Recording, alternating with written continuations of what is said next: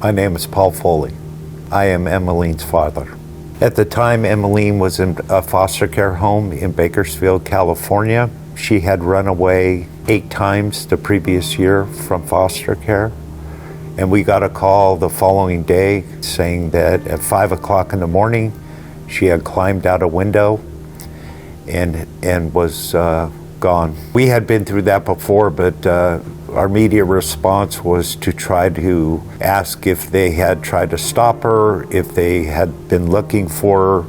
They said they filed a police report, and we had been through that route numerous times before and knew that the police wouldn't be able to do much to help us find her.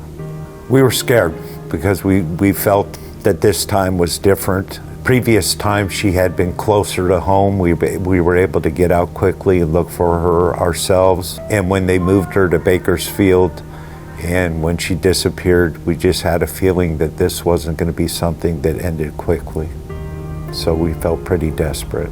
Each time she had run away before, actually, we were the people, my family and myself, that were able to get her and bring her back. And each time when we turned her over to foster care, it seemed like they didn't do anything to change things, and she would just run away again. So the things that we did is we talked to the police department in Bakersfield. We started doing searches for her on the internet through her friends, her network of people that we thought might know something about her, and pretty quickly realized that she had gone dark and there wasn't much of a trace of her. And the police weren't able to get a warrant to look into her social media and things like that. And fortunately, I had a friend that I had worked with in San Diego that had seen my posts on a daily basis about her being missing and told me I should contact Saved in America, and I did. Really didn't know what to expect. We were desperate, and I was open to it at first. I was a little taken back because a lot of their focus, or what I had read, was just on the sex trafficking. You know, we really didn't want to come to terms that that was even a possibility, just that our girl was missing. But I talked to Joseph, who immediately hooked me up with one of their operators, and we started getting to work on trying to do the things we could do through the internet, social media, and come up with a plan. You know, from day one, I knew that at least we were doing something positive to try to bring her home. We would work on a daily basis of what goals we had, what we could do.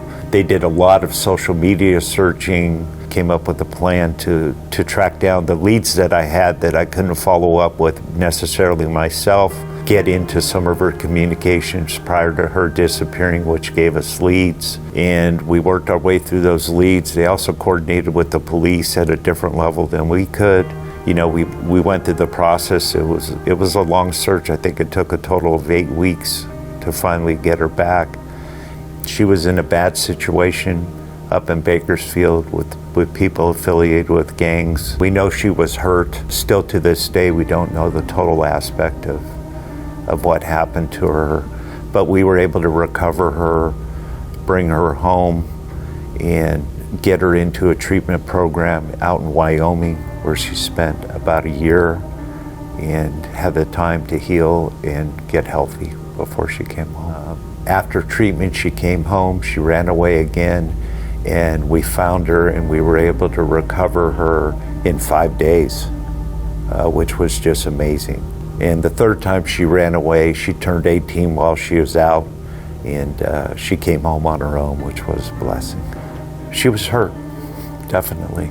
A lot of damage that even to this day, she's working her way through. She's a beautiful girl and a tough cookie, but like I said, a lot of the things we still don't know. But she went into years of therapy, working her way through, and she's doing good today. This isn't something that started the day she ran away or ended the day that we got her back. It's something that every single day she works on, trying to make a better life for herself. Still young, she just turned 18 and has her life ahead of her, but she definitely has her challenges. I didn't know what to expect when I met Joseph and his team. They are true heroes. Any family that's in a position where they have a child that's missing will find out quickly that you can't really rely on law enforcement to do the things that Saved in America can do for you. You know, I've been working with them for years now, and I know that the recipe works. They're not only someone that could go out and find your child, but for me, they were kind of the hope that I felt every day, waking up and knowing my daughter was gone or our daughter was gone. It gave me hope that we were doing something to get her back. And each time I used them, we'd be able to help find her way home.